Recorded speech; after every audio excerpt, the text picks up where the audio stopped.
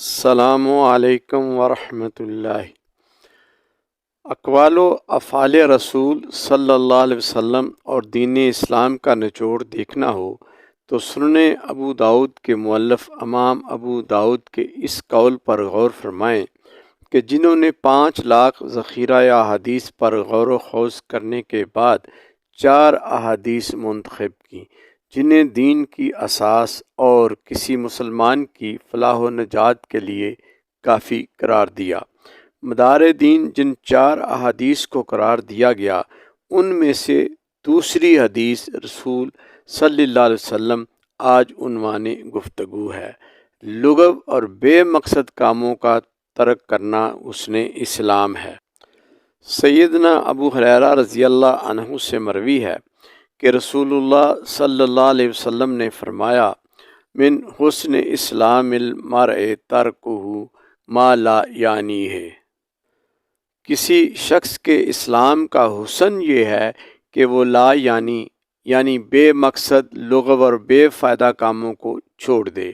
لغو، بے مقصد اور لا یعنی ہر اس بات اور کام کو کہتے ہیں جو فضول، بیکار اور لا حاصل ہو، یعنی جن باتوں اور کاموں کا دنیا اور آخرت میں کوئی فائدہ نہ ہو، کوئی مفید نتیجہ نہ نکلے، جن کی کوئی حقیقی ضرورت نہ ہو اور جن سے کوئی اچھا مقصد حاصل نہ ہو، وہ سب لغویات میں شامل ہیں۔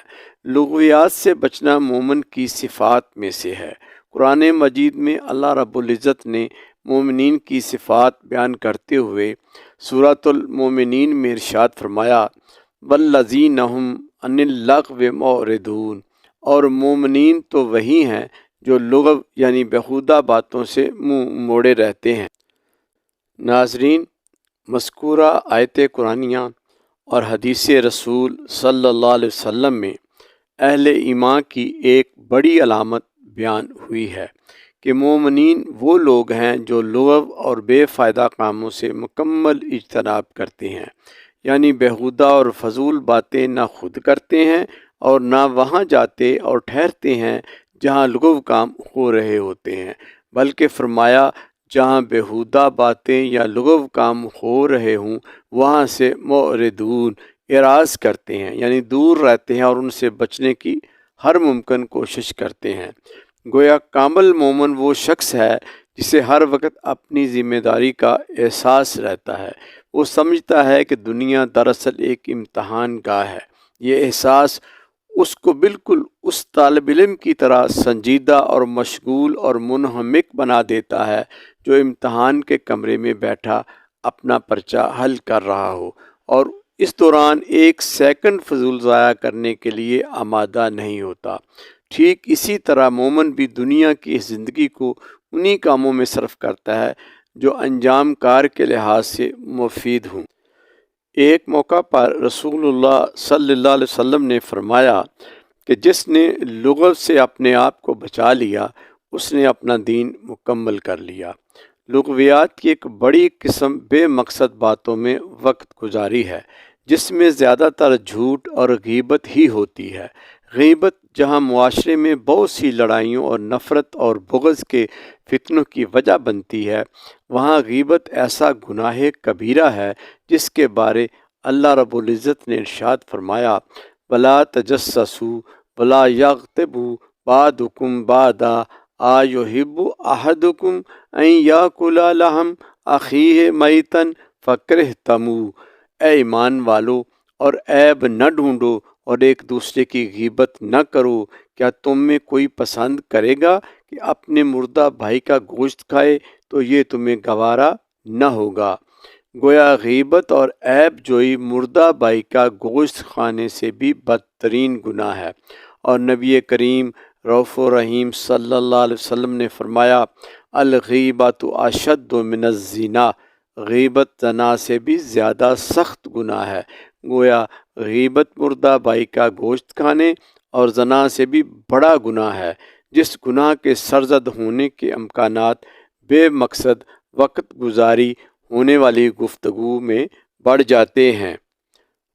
اس لیے ناظرین، مومن کی صفت یہی ہے کہ اس کا لغویات یعنی فضول باتوں سے کوئی تعلق نہیں، اور یہ صفت اس لیے بھی کہ ہماری زبان سے نکلا ہوا ہر لفظ کرامن کاتبین لکھ لیتے ہیں، جس کے لیے معاشر میں ہمیں جواب دہ ہونا ہے۔ لہٰذا اس فرمان رسالت سے معلوم ہوا کہ بندہ بھلائی کی بات کرے، خواہ دنیا کی بھلائی ہو یا دین کی ہو، اور اگر ایسی کسی بات کا موقع نہیں اور اپنے ذہن میں بھی کچھ ایسا نہیں آ رہا تو پھر خاموشی اختیار کرے، کیونکہ حضرت ابو ذر غفاری رضی اللہ عنہ سے نبی کریم صلی اللہ علیہ وسلم نے فرمایا، میں تجھے ایسی باتیں نہ بتاؤں جو نہایت سبک یعنی کم وزن اور ہلکی ہیں، لیکن اعمال کے ترازو میں بہت بھاری ہیں۔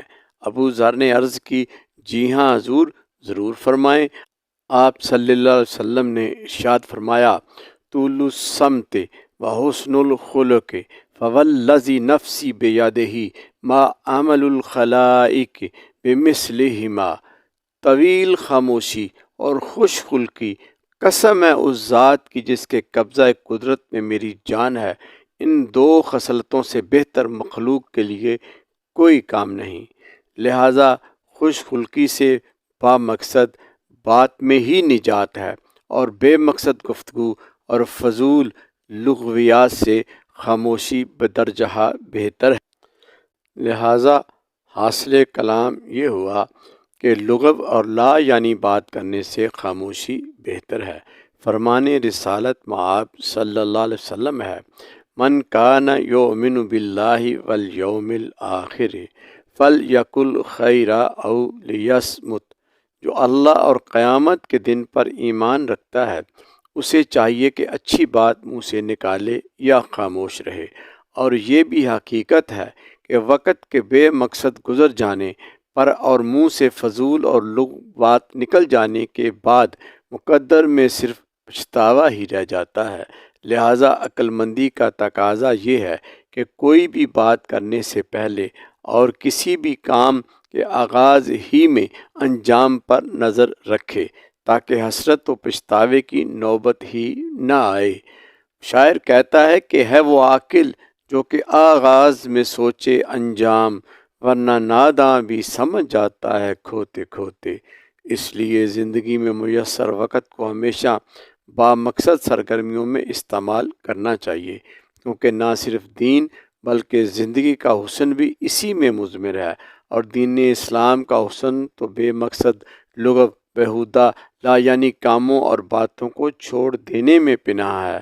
اللہ عمل کی توفیق عطا فرمائے، آمین یا رب العالمین، بجاہ النبی الکریم۔